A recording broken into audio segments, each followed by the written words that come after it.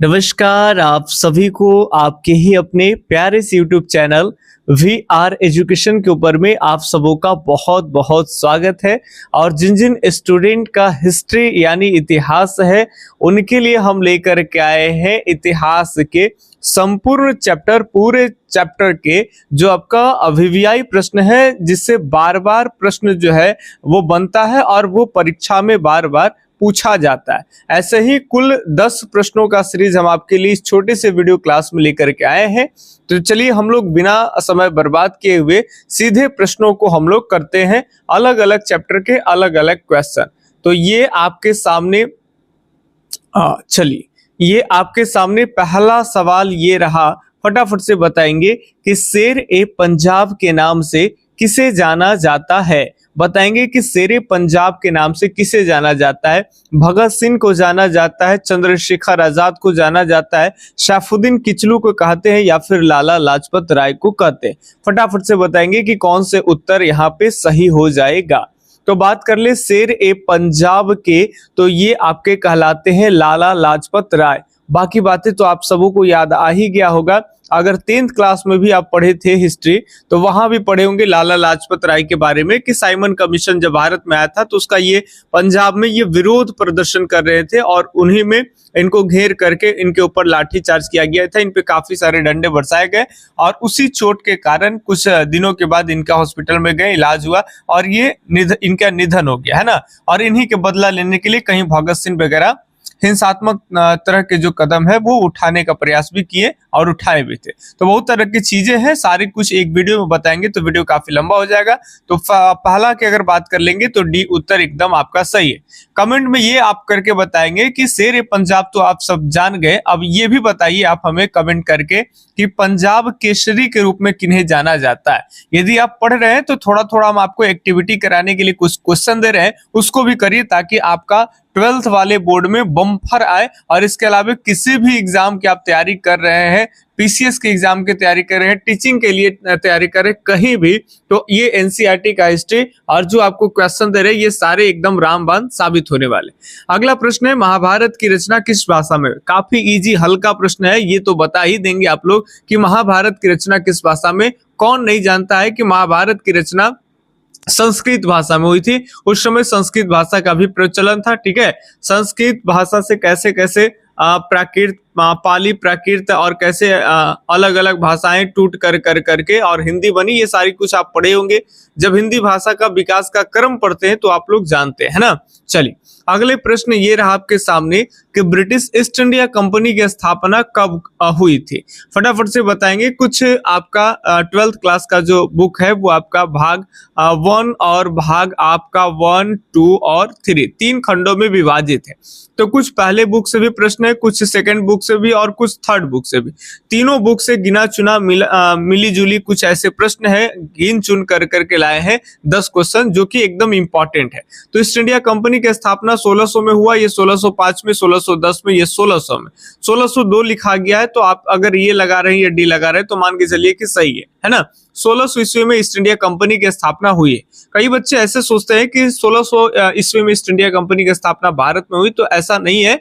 East India company जो है वो ब्रिटेन की कंपनियां है, ठीक है। इसको लिखते हैं BEIC यानी ब्रिटिश ईस्ट इंडिया कंपनी।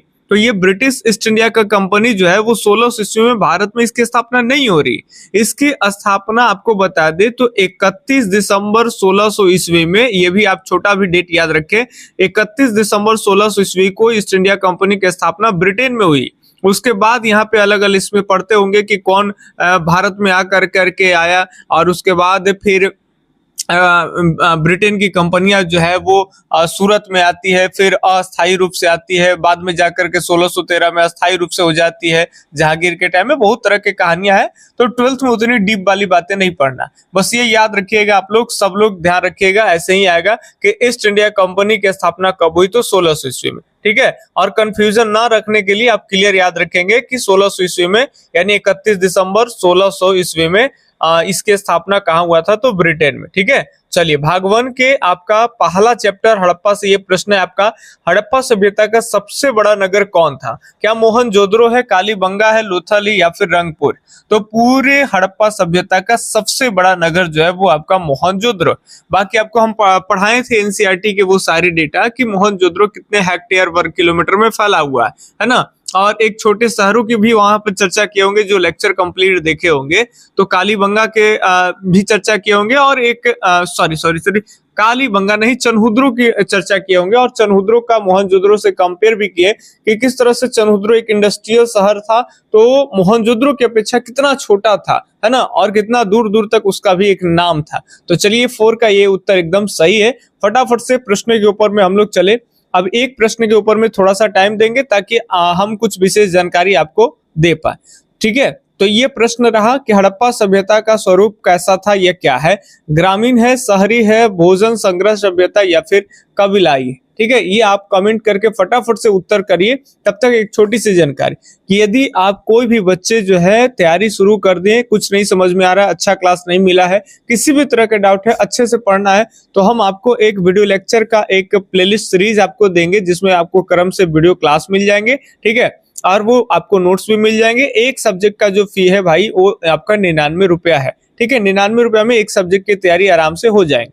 यदि 2 या 2 से अधिक जितना भी सब्जेक्ट की तैयारी कर रहे हैं, मान लें कि 3 सब्जेक्ट हिस्ट्री, ज्योग्राफी, पॉलिटी, या किसी का होम साइंस या किसी का म्यूजिक, कोई भी सब्जेक्ट हो, अगर आप 3 सब्जेक्ट की तैयारी कर रहे हैं तो क्या 99 3 बार देना है तकरीबन 300 के पास में? नहीं, तो आपको केवल 199 रुपया में ये आपको मिल जाएगा।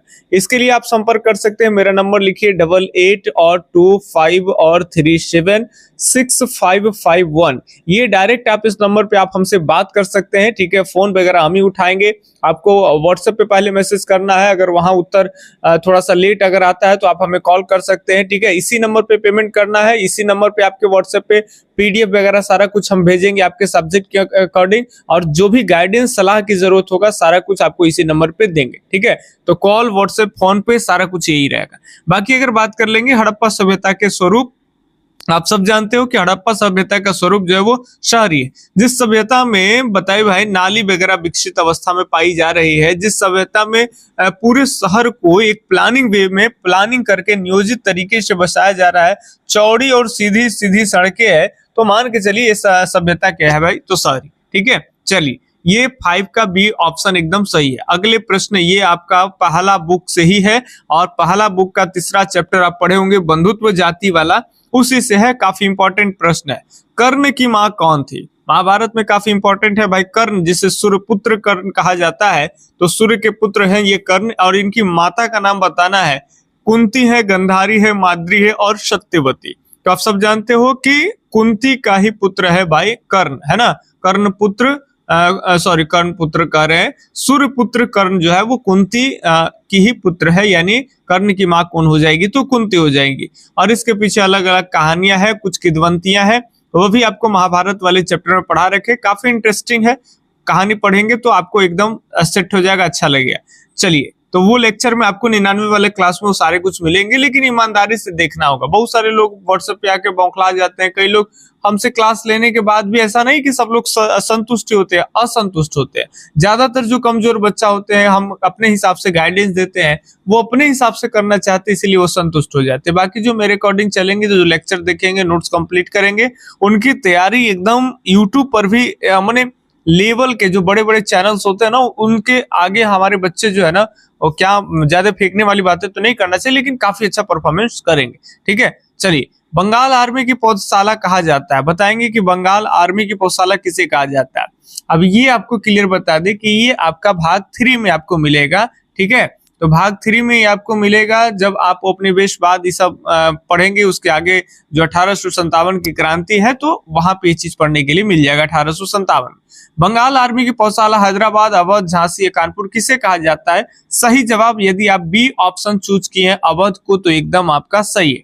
ठीक है, कई बार वीडियो को रोक करके आप अपना पहले एक उत्तर कमेंट जरूर कर दीजिए, ताकि अगर उसके बाद आप मेरा ऑप्शन सुनते हैं और अगर सही होता है तो भी आपको ज्यादा समय तक याद होगा, और अगर गलत हो जाता है तो भी वो आंसर आपको ज्यादा समय तक याद रहेगा। ठीक है, तो जरूर कमेंट करिए और सीरीज अच्छा लग रहा है तो लाइक करिए, ताकि हम आपके लिए आपसे प्रेरित होकर के, मोटिवेट होकर के आपके लिए हम हमेशा वीडियो लेकर के आते रहे, चाहे वो हिस्ट्री हो, ज्योग्राफी हो, पॉलिटी हो। ठीक है, सबके टॉपिक वाइज भी लेकर के आएंगे और आपके वीवीआई वाला भी लेके आएंगे, तो दोनों सीरीज बीच बीच में आता रहेगा इस चैनल के ऊपर में।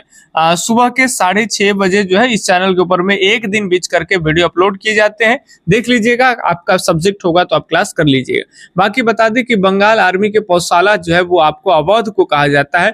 कैसे कहा जाता है, क्यों कहा जाता है, लेक्चर में समझाए हैं। ठीक है, बंगाल में जितने भी मिलिट्री आते थे अंग्रेजों के समय में, उसमें सबसे ज्यादा जो आते थे आपके बहाल होकर करके, तो वो अवध रियासत के ही होते थे, इसीलिए अवध रियासत को बंगाल आर्मी की पौधशाला कही जाती है। सारी बातें पढ़ाए हैं। चलिए, अब 2-3 प्रश्न और हैं बच रहे हैं, कहीं जाने की जरूरत नहीं, फटाफट से देख लेंगे। निम्न में से किस प्रसिद्ध संत ने गीता पर टीका मराठी में लिखा? तो हम एक ही बात आपको बार बार बताएं, लेक्चर में भी पढ़ाए होंगे, एक बार और आपको याद दिला दे ताकि एकदम सेट हो जाए कि जब भी कहेगा आपसे, अगर नहीं याद रहे कुछ भी, ऐसे तो सूफी संतों में आपको बहुत सारे संतों के बारे में पढ़ाए हैं, जिसे भक्ति आंदोलन आप पढ़ेंगे, उसमें भक्ति सूफी परंपराएं में। तो भक्ति आंदोलन में उत्तर भारत में भी बहुत सारे हिंदू संतों के बारे में भी, जो खास करके हिंदुओं से परे जो कबीर टाइप के पंक्ति वाले जो है, उनके ऊपर में जो मूर्ति पूजा का विरोध करता है, ऐसे संत जो मूर्ति पूजा को मानते हैं, वैसे भी संत, कई संतों की चर्चा हम की है। लेकिन फिर भी सारी बातें भूल जाते हैं, तो ऐसे प्रश्न इंपॉर्टेंट है, ये प्रश्न आते हैं तो इसको याद रखेंगे कि गीता पर टीका मराठी में लिखा, तो कैसे लिखा? तो मन से लिखा। ठीक है, मराठी में लिख रहे हैं तो कैसे लिख रहे हैं? मन से। तो संत जी हो जाएंगे मानेश्वर। ठीक है, तो ये सब महाराष्ट्र के संत हैं। तो गीता पर टीका मराठी में लिखा, कैसे लिखे हैं? मन से लिखे हैं, तो मानेश्वर हो जाएंगे। क्लियर, याद रहेगा आपको? तो 8 का डी ऑप्शन एकदम सही है। ठीक है, अब बस 2 ही प्रश्न है। चलिए, अगला प्रश्न ये रहा, काफी इंपॉर्टेंट है, बार बार पूछा जाता है। उपनिषदों की संख्या कितनी है?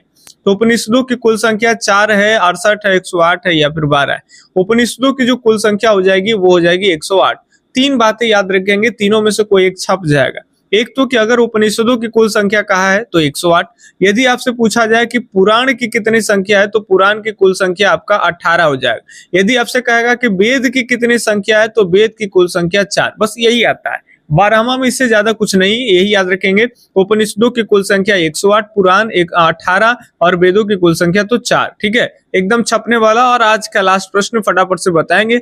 ये प्रश्न कोई इजी प्रश्न नहीं है, ऐसे ही प्रश्न आपके जब ग्रेजुएशन में जाइएगा, आर्ट्स लीजिएगा, हिस्ट्री वगैरह रहेगा, तो पार्ट 3 तक ऐसे प्रश्न आपसे पूछे जाएंगे, ये पीछा नहीं छोड़ने वाला है। ठीक है, 10वां के बाद 12वां में बहुत सारे ऐसे सिलेबस है जो 10वां में नहीं पढ़ने हैं। ठीक है, जैसे यही सब प्राचीन भारत का इतिहास, मध्यकालीन भारत का इतिहास आपको 10th में पढ़ना ही नहीं, हिस्ट्री में 12th में ही पढ़ना है। ठीक है, 6 में 7 में इसका भाग मिलेगा, और फिर ग्रेजुएशन में पार्ट 3 में जाएंगे तो मिलेगा। बताइए, आज का लास्ट है, ज्यादा बकवास ना करते हुए, सबसे पुराना वेद कौन है? 4 वेद होते हैं आपके सामने है, ऋग्वेद, सामवेद, यजुर्वेद, अथर्ववेद, जो कि पहले अभी कुछ देर बोले कि पहले कि वेदों की कुल संख्या पूछे तो 4, यही 4 वेद है। लेकिन सबसे पुराना कौन है? तो जाहिर सी बात है कि इसमें सबसे पुराना जो है आपका ऋग्वेद है। तो ए उत्तर सेलेक्ट किए तो सही है।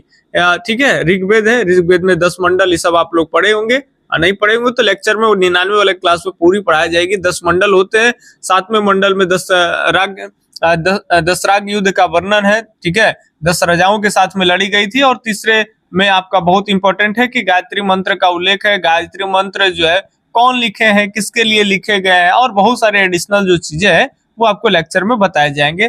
तो मेरा नंबर 8825376551 पे संपर्क करिए आप लोग। ठीक है, और क्लास लीजिए और खूब बढ़िया से लेक्चर देखिए। और यूट्यूब पे टाइम बचता है तो अदर लोगों का भी ऑब्जेक्टिव वगैरह ये सब देखा करिए, और यहाँ पे भी देखिए। कैसा लगा सीरीज जरूर हमें बताएंगे, और लाइक कमेंट जरूर करिए। ठीक है, और आप अपने मित्रों दोस्तों के पास में शेयर करिए। यदि आप गर्ल्स हैं तो अपने सहेलियों के पास शेयर करेंगे, और यदि आप बॉयज हैं तो आप अपने फ्रेंड्स के पास शेयर करिए। और साथ साथ और आप कहां से ये वीडियो देख रहे हैं, ये बात जानने के लिए हमारा दिल काफी ललायित होता है। तो कमेंट करके जरूर बताएंगे कि आप हमें कहां से देख रहे हैं, अपने जिले का नाम जरूर लिख करके हमें भेजें। बाकी हम मिलते हैं किसी अगले वीडियो सीरीज में, तब तक के लिए धन्यवाद, जय हिंद, अल्लाह हाफिज, आपका दिन शुभ हो, राधे राधे।